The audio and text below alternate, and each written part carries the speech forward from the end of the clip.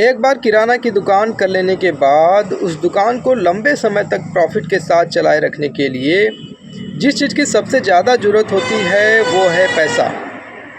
और इन पैसों का सोर्स कुछ और नहीं, आपकी दुकान में रखा गया सामान ही होता है। नमस्कार किराना साथियों, स्वागत है आप सभी लोगों का मेरे यूट्यूब चैनल किराना क्लब एट पीके शॉप पर। दोस्तों, जिस किराना व्यापारी को अपनी दुकान में बिक्री के पैसों को मैनेज करना आ गया, वही दुकानदार अपनी दुकान को सालों साल चलाएगा। अब सवाल ये उठता है कि बिक्री के पैसों को मैनेज कैसे किया जाए। दोस्तों, एक बात तो दिमाग में ज़रूर बैठा लेनी चाहिए कि दुकानदार को बिक्री के पैसों को पैसा नहीं समझना चाहिए। उन पैसों को अपनी दुकान का एक ज़रूरी हिस्सा ही समझना चाहिए और उन पैसों को कभी अपने पर्सनल खर्चे के लिए यूज़ नहीं करना चाहिए, बल्कि उन पैसों में से जो थोड़ा सा आपका प्रॉफिट निकलता है उसी को अपने पर्सनल यूज़ के लिए खर्च करना चाहिए। दोस्तों, बहुत सारे दुकानदार ये नहीं समझ पाते हैं कि आखिर उनकी दिन भर की बिक्री में प्रॉफिट कितना हुआ है और वो उसी बिक्री के पैसे में से अपना पर्सनल खर्चा भी करते हैं और दुकान का माल भी लेकर आते हैं। और ऐसा करने पर उनको अक्सर माल लाने के लिए पैसे की कमी पड़ती रहती है। दोस्तों, दुकान को मैनेज करने का ये तरीका बिल्कुल भी सही नहीं है। आपको क्या करना चाहिए कि दुकान के पैसों को बिल्कुल ही अलग रखना चाहिए। ज़माना आजकल डिजिटल वाला है, इसलिए आपको दुकान की बिक्री के पैसों को अलग रखने के लिए एक बैंक अकाउंट अलग से रखना चाहिए।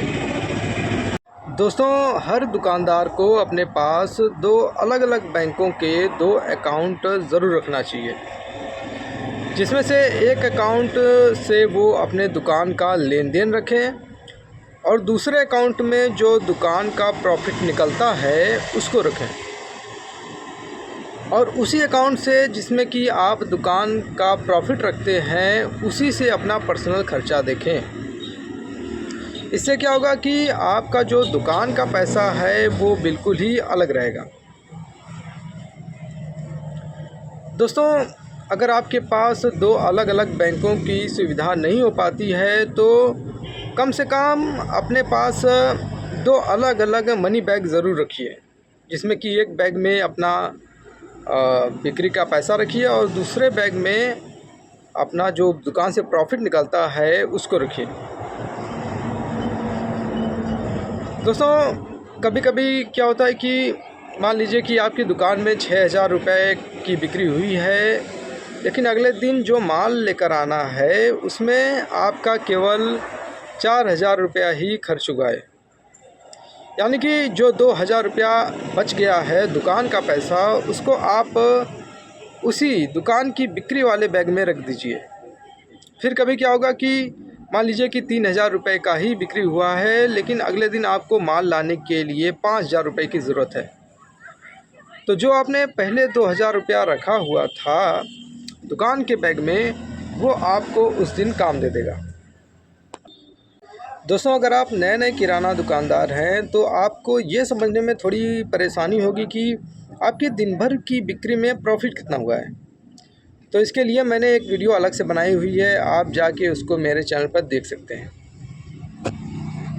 दोस्तों, मान लीजिए कि आपकी दुकान का डेली का सेल 5,000 रुपया है, तो किराना की दुकान में 10 से लेकर 15% तक का प्रॉफिट होता है। तो जब आप दुकान की बिक्री में से प्रॉफिट निकालते हैं तो बिक्री का 15% मत निकालिए, केवल 10% ही प्रॉफिट निकालिए और उसी को अपने पर्सनल खर्चे वाले अकाउंट में रखिए। अब मान लीजिए कि 5,000 रुपये का सेल हो रहा है, तो 14-15% के हिसाब से आपका डेली का जो प्रॉफिट होता है वो होता है 700 रुपया। लेकिन मैंने कहा है कि आपको केवल 10% ही प्रॉफिट निकालना है, उससे ज़्यादा नहीं।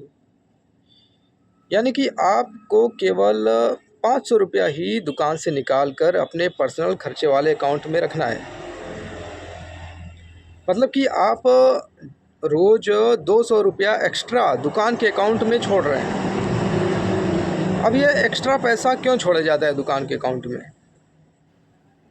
ये एक्स्ट्रा पैसा उस समय आपकी दुकान के काम आएगा जब आपकी दुकान डगमगाएगी। और ये स्थिति कब पैदा होती है? जब कोई कस्टमर आपकी दुकान से उधार लेकर जाता है और लौटाता नहीं है, या फिर कुछ कस्टमर दुकान से कुछ सामान चुरा लेते हैं, या फिर चूहे के कारण, या फिर माल के एक्सपायरी होने पर जो नुकसान होता है, उस समय वो पैसे दुकान के काम आते हैं और आपकी दुकान को संभाल कर रखते हैं। दोस्तों, अगर आप पूरी ईमानदारी से इस नियम को फॉलो करते हैं तो कुछ ही समय के बाद आप देखेंगे कि उस अकाउंट्स में जिसमें कि आप दुकान की बिक्री का पैसे का लेन देन ही करते हैं, उसमें आपकी दुकान के लिए एक अच्छी एक्स्ट्रा पूंजी जमा हो चुकी है। अब आपको क्या करना है कि अब भी आपको उस एक्स्ट्रा पूंजी को अपने पर्सनल खर्चे के लिए यूज़ नहीं करना है। उन पैसों को आप अपनी दुकान का विस्तार करने के लिए यूज़ करिए।